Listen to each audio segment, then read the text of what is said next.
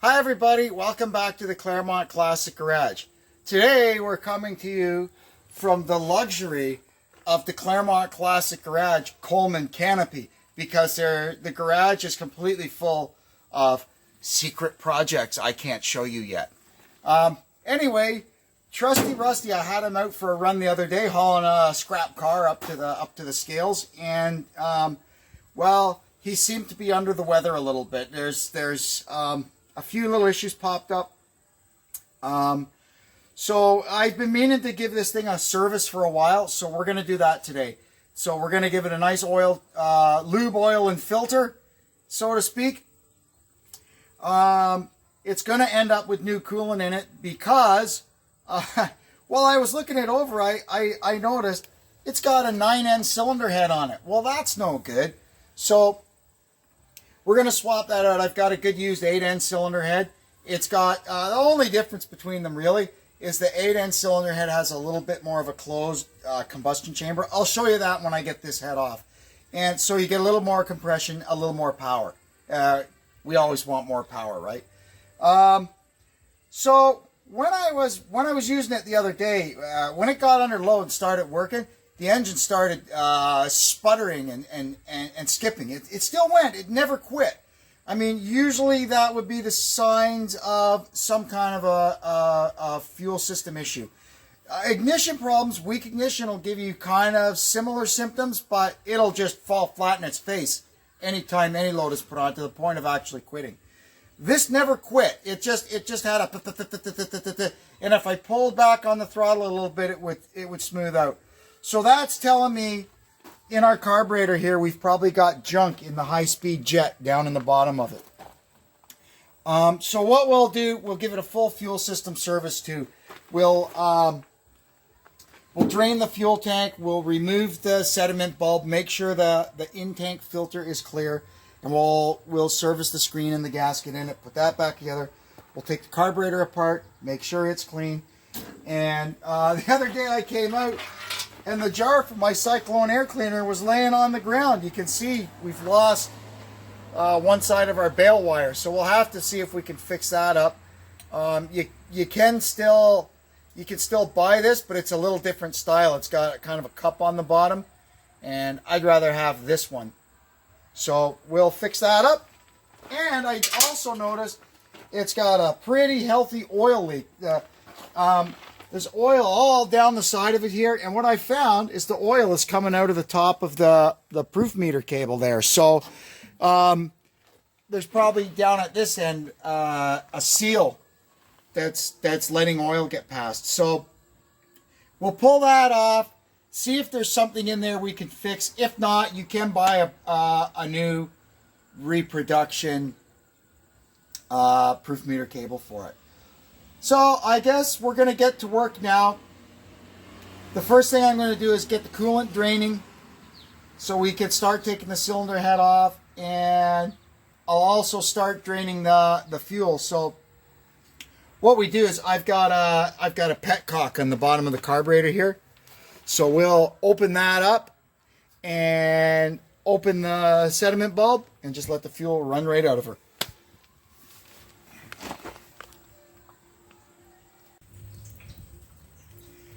We've got the gasoline draining out of it now. A few little tips that I could pass along to you for doing something like this. Make sure the vessel that you're draining it into, I wanted to use a jerry can, but it just wouldn't fit under there with the funnel. Make sure the vessel that you're draining it into is grounded to the chassis of whatever you're draining. Make sure the fuel cap is loose to let air easily get into the tank. You also want to make sure that the circuit to your battery is open. Whether you have one of these things on there and open it, or take the cable right off. And then the last thing we're going to do is get this thing open all the way onto reserve. Look at all the junk in there. We're going to open her all the way up onto reserve, so that way we know we get the tank completely emptied. There. The coolant is pretty much finished draining. We're still waiting on the gasoline. And you can see now that the flow out of this thing is starting to slow down. That is no good.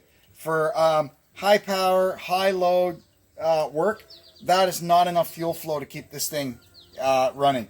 So we definitely have something happening up here. I've looked inside the tank and it doesn't look that bad. So the problem is probably what little stuff is in there has gotten into the sediment bulb and blocked it up. But that's okay. We'll fix her up. That's why we're here. Okay, we're still waiting on the fuel to drain, but we could start getting some of the stuff for the cylinder head out of the way. We're going to go ahead now, pull the oil filter canister off. Now, something interesting you can see, because this is a 9N head or a 2N head, they're the same. On the 8N, to make room for the breather pipe to come straight up here like this, they move the oil filter back a little bit. And you can see here that this is mounted forward in the 2N position, and we've had to put a little extension in there. So we'll actually be taking this out, because with the 8N head, the oil filter will be back here where it belongs. We've got our oil filter cartridge out of the way. It's down there in the bucket. You can see we've got our old cartridge out. We'll put a new one in. Now, it's starting to come back to me now why this thing has a 9N cylinder head on it. I wanted to, when I put this thing together, I wanted to have a temperature gauge on it, because I knew it was going to be doing work, pulling heavy trailers around. So the temperature gauge, it's not in the dash, it's just down here. I can see it when I'm driving, but it's down there out of the way. So I had to drill and tap into the side of the cylinder head to put the sending unit in. So I decided, rather than drilling and tapping into my 8N head, I would use this old 9N head that I had and see if that would work. And yes, it works. So we'll drill and tap the 8N head. The 8N head actually, not the earlier ones, but the later ones like this, actually have a kind of an unfinished bung in this area for that, because the 8N engines were used in a lot of stationary stuff, generators, pumps, portable welding machines. And in those situations, they may have had a temperature gauge on them. So they actually provided a bung that you can drill and tap. And I think the head that we've got has that bung. So we'll be making that modification before we put it on. Anyway, the fuel's still coming out, but I'm going to continue working. So now we're going to get that out. No, common sense says, Kevin, use a wrench for that. There we go. And out she'll come. And then we'll use the adjustable wrench to get the adapter out. See, there's the sensing bulb. Does this adjustable wrench go big enough? And I think it's a 3/8 pipe thread we have to put into our block. There we go.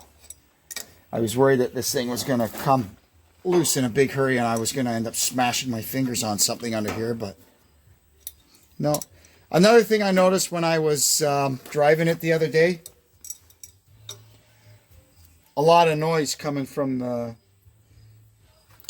belt. You can see it's kind of, I'm not sure what we'll do about that, because I'm just about at the end of my adjustment here. So we may actually have to push it in and get a you know, a 1/2 inch shorter belt or something. But we'll one struggle at a time.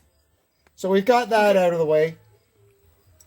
Now I'm going to go ahead and see about getting this upper radiator hose off.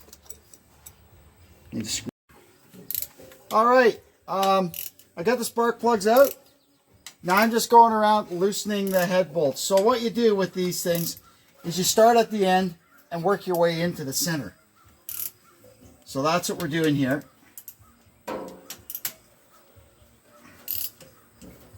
And we've got just a couple more to go here, and we'll have them all cracked. Now, earlier tractors, I'm doing this with the hood and the gas tank on. This head is on with bolts. The earlier ones, the head was on with studs. And, well, it might not be so fun doing it this way. You may have you may find yourself having to take the hood off to get at it. But this one, easy peasy, no problem. We'll get it with the hood on. So we'll just go, and when I got all these bolts out, we'll see if we can get the head off.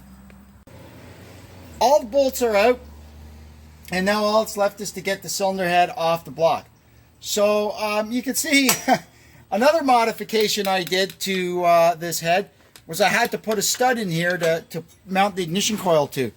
So yeah, I can't even remember doing all this stuff. So what we're going to do is pry on that straight up and see if we can get this thing to come off. Wow, it's on there pretty good, eh? Okay, I'll go over to the other side and give it a smack with a piece of brass. So in the end, we just needed to get a bigger bar.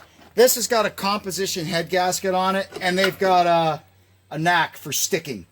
And this one was no different.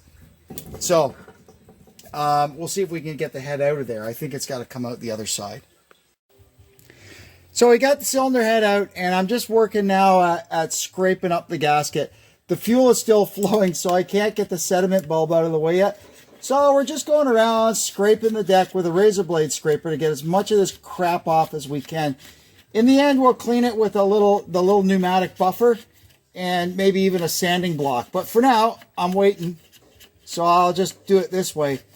You got to get this thing clean, because any crap left over, the gasket's not going to sit right, it's not going to seal right, and the job is going to fail. Now, you can see why what I told you about the old ones that have studs on them, you could never do this with the hood on if it had studs. Because, number one, the easiest thing to clean this up, you have to take all the studs out. And that can be fun. But anyway, we're okay. And then, of course, once we get all the gasket cleaned up, we'll come with the shop vac and the air hose and make sure there's no crap in the bores or down in the valves, because we don't want junk in our engine when we start it back up. Okay, now we're going to learn a little bit about cylinder heads. Any cylinder head that you come across, a surefire way to identify an 8N cylinder head, whether it be front distributor or side distributor, is these. You see this machine surface on the side of it? 9N heads and 2N heads don't have that. Another thing you can see, we know this is a side distributor 8N head because it's got the drilled and tapped hole there for the ignition coil to mount to. And also, like I told you before, you can see the different holes for the oil filter, right? Let's see here. See there how they've moved it back? This is where the oil filter is on the 9N and 2N, and that's where it is on this guy. There's also what I described, the bung for the coolant temperature gauge. Now, I'll show you the difference in the combustion chambers. Here's your basic, we'll call this, to steal car terminology, we'll call this an open chamber 9N or 2N cylinder head. And this is the 8N cylinder head. Yeah, you can see the big difference here in this area that's filled in on the 9N. It's only about, from the edge of the gasket, 1 3/8 inches maybe. And it's really rounded, right? Whereas this one, on the 8N, they filled in 1 3/4 inches, and it's more straight across. They've taken out that big arc. So that basically fills the combustion chamber with a little more material, therefore increasing the compression ratio. And that's how they got a little more power out of the 8N from the 9N and 2N. Aside from that, they both use the same gasket. They're completely interchangeable. So, yeah, we're going to get the right head back on Trusty Rusty. So, I'm at the stage now where I can get my little buffing wheel and clean up the top of the cylinder head. But as long as I've got gas running out of this carburetor here, there's kind of the chance for sparks doing that. So, we'll just fiddle around with something else. I think what I'm going to do right now is take the proof meter cable off, and we'll see if we can figure out why there's oil going up it. I looked at some parts catalogs and stuff, and I couldn't find any mention of an oil seal in there.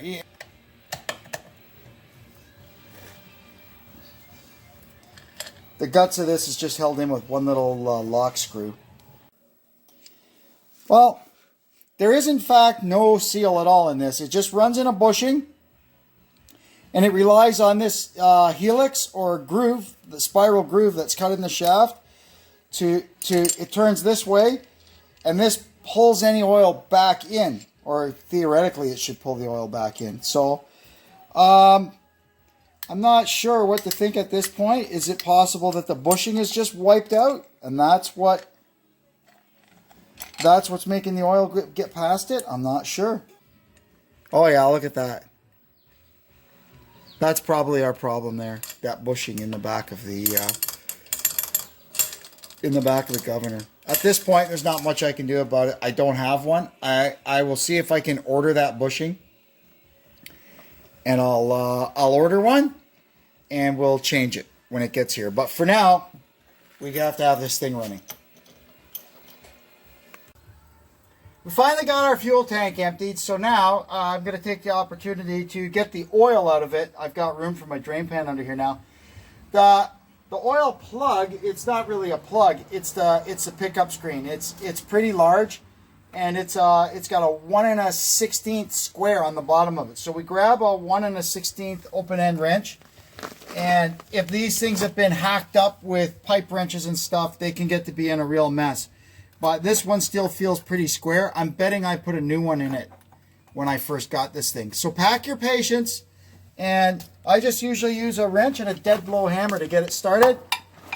And even that can be a little frustrating. There we go. When you put this thing back in, you don't have to kill it. Okay, now, when this thing comes out, boy, it's going to be a big oily mess. Because the entire contents of the crankcase dumps in like seconds. Here we go. Look at the scuzz in there. But you can see, I obviously put a new one of these in. I've never seen one in that kind of shape. Anyway, we'll let that drip. I'm going to go get this in the Varsol tank so we can clean it up.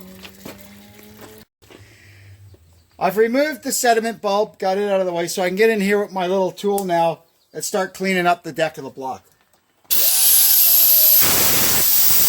Okay, so we've got our new head gasket. We've got our bolts oiled up with motor oil so they go in easy and torque up nicely. We're going to have one last look at this deck just to make sure there's no bumps or lumps or stuff stuck on there. It looks good. So we're going to put our gasket on. This is nothing like the head gasket on that old Ford cylinder. The freaking cylinder head weighs more than me. And look, it's a pretty red cylinder head. Trusty Rusty is now a redhead. Okay, so we'll just start slowly by hand getting some of these bolts jiggled down through the gasket and started into the block. Hang on. Now we're going to start torquing up the head bolts. 60. So, same thing. We just start in the center and work out in kind of a circular pattern. And then after it's been running, warmed up, we retorque it. We've got the engine mostly back together. So now I've taken the carburetor off. And we're just going to pop the top of it off and give it a blowout and make sure it's all okay. I got a feeling there's a few little bits of crap down in the bottom of it that was causing our problem.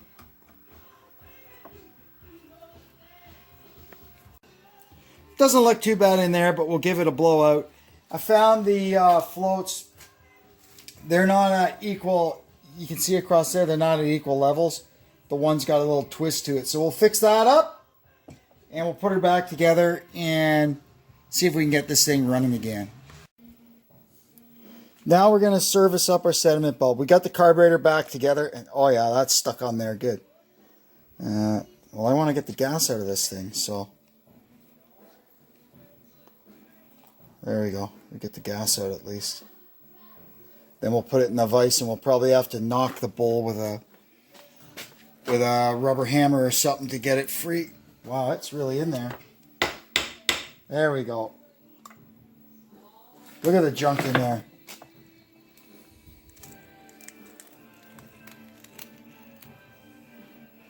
Well, it did its job, I have to say. So we'll get this all cleaned out and put it back together and put it back on. Everything's back together now, so we're going to have a go at starting it up. I put 5 liters of oil in it as kind of a base fill, and once it's been running, we'll adjust the level accordingly. I looked at the fan belt and the way the bracketry and everything is on it. Unfortunately, I can't really tighten it anymore, so what I'm going to probably have to do is make just a tiny bit larger pulley for it, which won't affect the charging at all. It'll just take up some of the slack on this belt. But anyway, that's a job for another day. Right now, we're going to open the sediment bulb and make sure stuff doesn't leak. There we go. See how that flows nicely now? Then we'll let it get down into the cart. When you see the stuff stop swirling around in there, you know the carburetor's full. And I don't see any leaking. I put a new gasket in it. I usually use neoprene gaskets, but all I could find was a cork gasket. But the bowl is dry, so I guess it's doing the job. All right, let's go look at the carburetor. Make sure nothing's leaking. Yep, looks good. I don't have any coolant in it yet. We'll worry about that once we light it up. Well, let's see what happens, eh?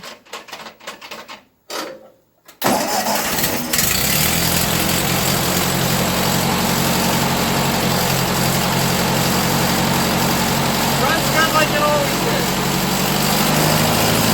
Now I can speed it up without it stumbling and bumbling.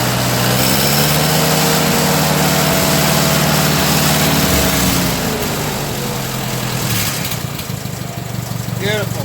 Trusty Rusty is back.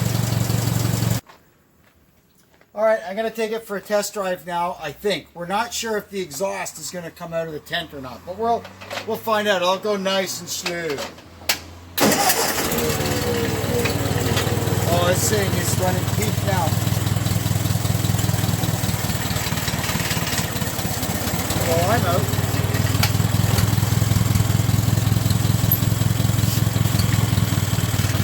And Trusty Rusty is out. All right.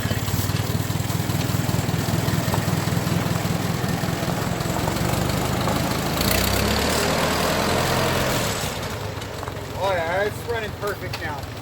Okay, I'll be back in a minute. I love my foot throttle.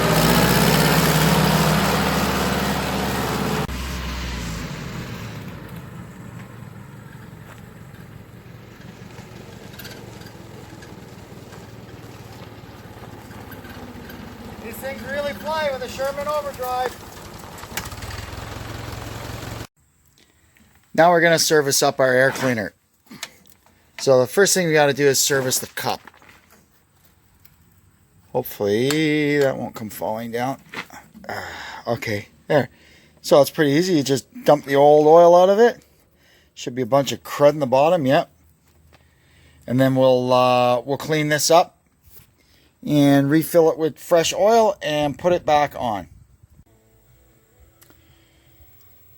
I went ahead and I varsoled out the cup from the air cleaner. So while that's out drying in the sun, we are going to fix up our Cyclone air cleaner, which was an accessory thing that went on the side. And this one's pretty cool. It's got the original jar. You can see there it says Air Cleaner Service Company on the bottom of the jar. That's pretty cool. So what I did, if you remember, the bail wire was broken on one side, so we just found a suitable piece of stock and I bent up an end and brazed it on. So I'm just letting that cool off for a second or two, and then we'll put that back on. Well, so far so good. Our hokey repair on the bail wire is holding. And we got our air cleaner cup back in place. Now we're going to move on to my favorite part, the greasing. So I've gone ahead and hit all the usual grease spots with this, the front and rear drag link ends, the spindles, the clutch pedal, and the level box on the 3-point hitch. In addition, on this particular tractor, I went ahead and I drilled and tapped and put a grease fitting in each front hub. I've hit those. And if you come to the back, because this is 1950, it has the revised rear axles with the inner grease seal. So the wheel bearings on this tractor are greased by grease, not the axle lube. So what I did when I had it apart, I went ahead and I put a grease fitting on each side so I could shoot grease into the wheel bearings.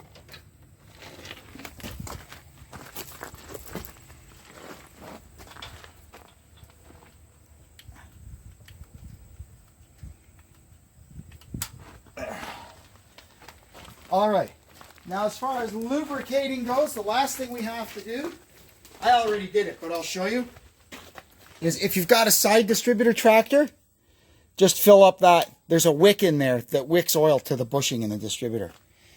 Now, I have to put the air intake tube back on. I'll do that now. Now we're going to check the fluid level in the back end here, and you can see, well, there's nothing on the stick. Now, I do keep this one filled with the, what do they call it stuff? Universal tractor fluid rather than the thick 80-90 stuff. But we got to put some in. Hopefully I have some.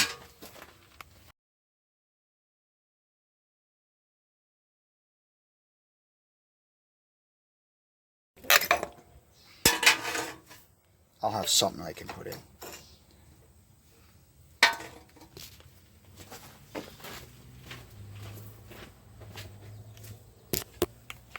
So this is the stuff. It's kind of like hydraulic oil, but it's got extreme pressure additives in it. And normally, these N-Series tractors, you can run the fluid level, especially if you've got the old school axle seals. You can run the fluid level in the back of them a little bit lower than what the dipstick says. But because this one has a Sherman transmission in it, it relies on splash to lubricate the Sherman. So we really need to make sure we've got this thing full. So I'll pour this in.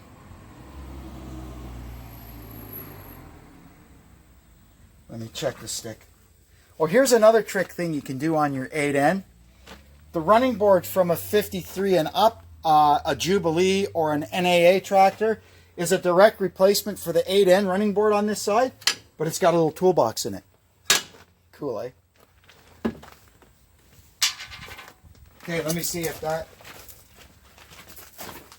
made any effect on our level here. Oh yeah, it's on the stick now a little bit. Yeah, good. So we'll dump the rest of that in. It should be just right. It's just barely into the safe zone now. So next time I'm at the store, I'll buy another gallon of it.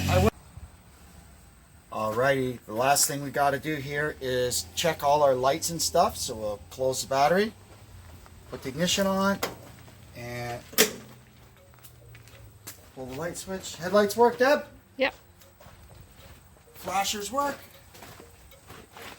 Tail light works. Check our work light. It works. We're all good. And last thing, plug your ears. Horn works. Okay. That's it. I have officially declared Trusty Rusty all fixed up and fit for duty. We've got a couple little things to do with it. I have to order that bushing for the governor, and we'll wait for that to show up. And I got to get another gallon of belly oil for it, and we'll top that up when we get it. But until then, she's going to go to work. It's going to be working hard this afternoon, pulling a trailer of scrap metal up to the dump. Anyway, I guess that's it for this episode of the Claremont Classic Garage. thanks for tuning in. And we'll see you on the road or at a car show somewhere. Who knows? Anyway, thanks again, and so long.